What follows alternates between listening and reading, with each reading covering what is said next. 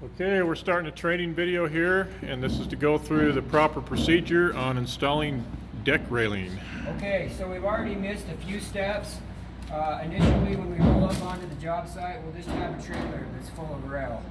They won't be in any necessary order, so when we first get here, we'll take and we call it shake them out, and we'll take and put them into piles according to what floor they go to. So almost all our buildings that we do are a minimum of 5 levels. So we'll take and have a level 1 stack through level 5 stack. And then once we get them in the stacks, we'll take and either forklift them up to the levels that they go to. We try to take and just put them through on one deck because that's less chances of having forklift run into something or all the dangers that come with people leaning out over across the deck to pull the rail on. So once we get them up onto the levels, then we'll take the rail and we'll walk them through the units and we'll walk them down the hallway and then into the units that they go to. So once we get the rail into the unit, we want to try our best to not take and set them on the floor. You can see that these floors are finished. The walls are finished, they've been painted, and so we obviously don't want to lean them against the walls. So we like to take and bring the rails out on the deck, like this rail is here, and then set them to where they're not leaning against the wall or scratching the floor, and obviously we don't want them falling off the deck. So today we have scaffolding, which kind of works as a protection for us. So, first step to the rail. These rails have one post, one center post, which will be mounted to the deck. And then they have 2 sliders. They have an inch slider and an 1.25 inch slider. Right. Correct? So the bigger one goes up top and they'll fit nice and snug. And the smaller one goes on the bottom. And then we take and repeat that process on the other end down there so that we have 4 sliders. The less holes that we're actually taking and drilling through the deck, the less chances we have in the future of having water leaking into the wood and rotting it. So once we get those sliders in, we're going to take and very carefully get our rail into position. We want to be super careful not to scratch that nice fresh stucco you see going on out there. So once we get that there, you can see my buddy Hiram has got a rubber pad ready. Now I'm going to lift up on the rail and he's going to slide that under. What that does is that helps stop any water leakage from getting into the holes that we're going to drill.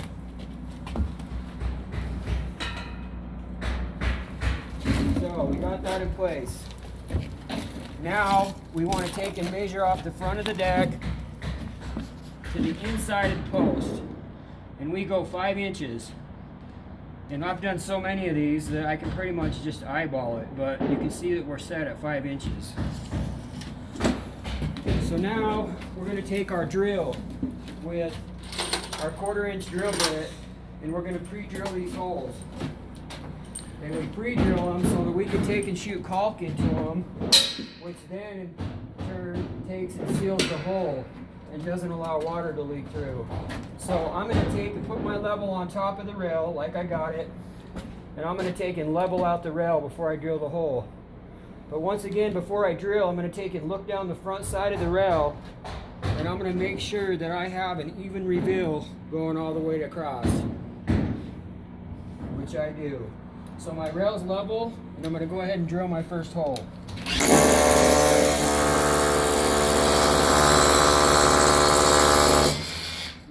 Go super deep, just a couple inches is good enough to get the caulk in there and to seal it.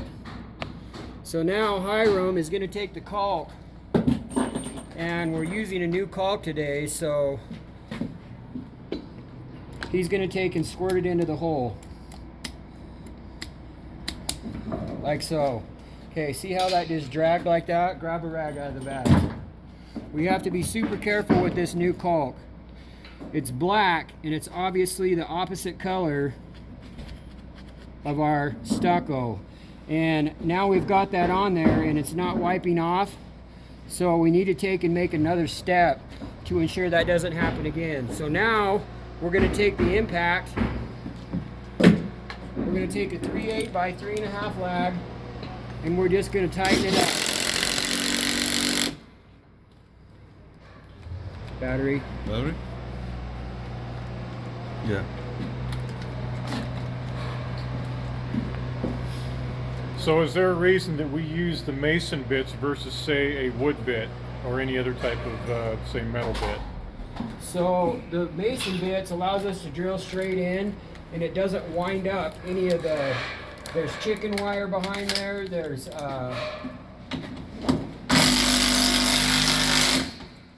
so just real quick before I finish explaining that, on these, you just want to watch and then listen for sound. You don't want this slider tab to concave the stucco. So listen for the sound to change, and as soon as it changes, you stop. Basically like so. It's nice and snug in there. It's sealed with caulk so that water can't get into it, and the rail's nice and tight. So what other reasoning do we use those? So from what I've found is they don't wear out when you go through the stucco, so you don't have to keep sharpening bits or replacing bits. Okay. Yeah. Okay, so now we're going to move to this side of the rail. We're level. I'm looking down the front to make sure that my reveal is still good, which it is. And I'm going to go ahead and pre-drill my hole. Like so. Now, as we do the caulk, we're going to take this time and we're going to have a rag ready to catch any excess caulk that may come out, so that we don't make the same mistake that we did on the other hole and run it down the side of the stucco. So you just take and squeeze once till it's tight, and then just take it and twist it so that it leaves the caulk in there, like so. And now Hiram's going to take and put another lag in it. Okay. So you notice when Hiram just screwed that in, he screwed it way too much. There's no backing back here, and when there's no backing, you want to just barely snug it up so that it just goes tight into the plywood. If you keep spinning it, you're just going to strip out the plywood, and realistically you have nothing. But because we're putting in 2 sliders, we should still be plenty strong enough. So now we're going to take our level and make sure our rail is level up and down, which we are, and then we're going to pre-drill the hole. So once again,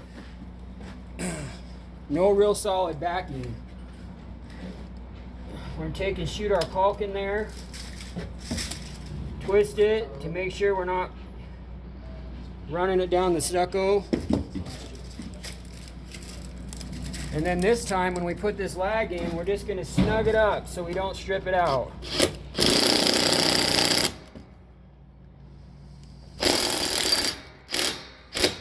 Just like so. See that? Nice and snug. Our rail's level. We're level that way. And our reveal's good out here in front, so everything's smooth. So now we're going to move to this side and finish up the bottom half. We're going to check for level. We're level right there. Pre-drill our hole.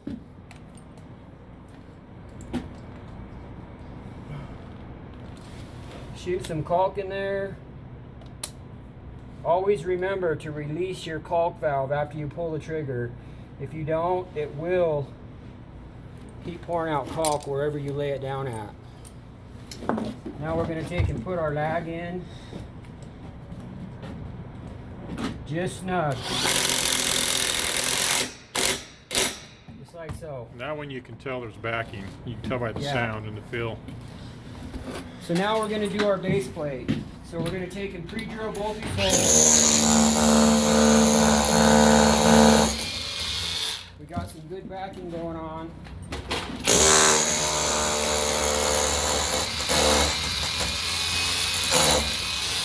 So can you also explain why your drill bit's so long?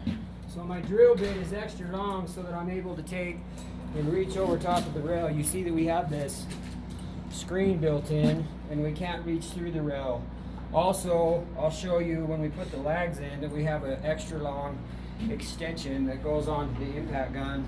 So once again, we can reach around and put our lag in. So on the caulk on the outside, it's too far to take and reach, especially where we're using this new silica caulk. You don't want to be making a mess. So ultimately, the best way to do this is to get yourself a nice 1/2 inch glob on your finger. Take and look through the rail right here and plant that caulk right in the hole. See how it's completely covered? That's an appropriate amount. Now, we're going to take on this side and we're going to shoot caulk in. And then we're going to pinch it off by releasing our valve. And then Lincoln is going to take the impact, and you can see, let me show you something really quick on this. So these impacts have a little tab button right here. And what that does is that's going to take and that's going to lock your extension on there. It's important that you do that, because if you put it in with the tab facing the wrong way and you reach over the rail to put your lag in, your extension is going to fall. Now obviously it's going to suck to walk clear down there and get it, but even worse than that, if it drops on somebody's head, it's going to do some damage, and we don't want that happening. So we're going to take and lock that pin right in there so that stays solid. This is all taped together to prevent everything that I just talked about from it falling. So Lincoln's going to take and put his lag in. He's going to start with the front.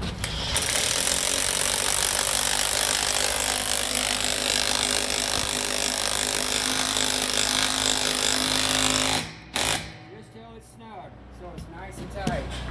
And then we're going to take our rag and we're going to wipe off the excess caulk. Before we used clear caulk and we didn't have to worry about it too much. This does match our rail, but any of this wood shit that you see here, it's going to get inside that caulk right there, and when it dries, you're going to have this big ugly mess going on. So it's best just to take a second and try to clean that up like so. So next, Lincoln's showing you the one way you can put the lag in. Sometimes when you put that lag in the end of your bit here and you try to take it over, it will just fall right out. So if you take and just kind of finger screw it in, you can just take and put your extension over it and then drill it in.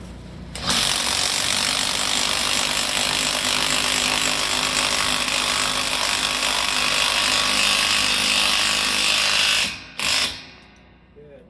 So it's nice and snug. Once again, we have a mess of caulk.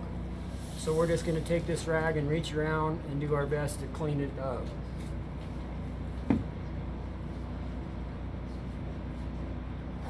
Just like so. And that is basically the proper installation of a rail. When you have stuff like this happen, you never want to get the attitude of, oh, I can just blame that on somebody else, or no, they're not going to see it. I promise you that every foreman would much rather you call him at the end of the day and just give him a list and room numbers of any walls you scratched, of anywhere you've got excess caulk going on, so that he can make a note, so he can call the stucco guys and have them come recover that. And I think that's pretty much it. Yeah. Thanks.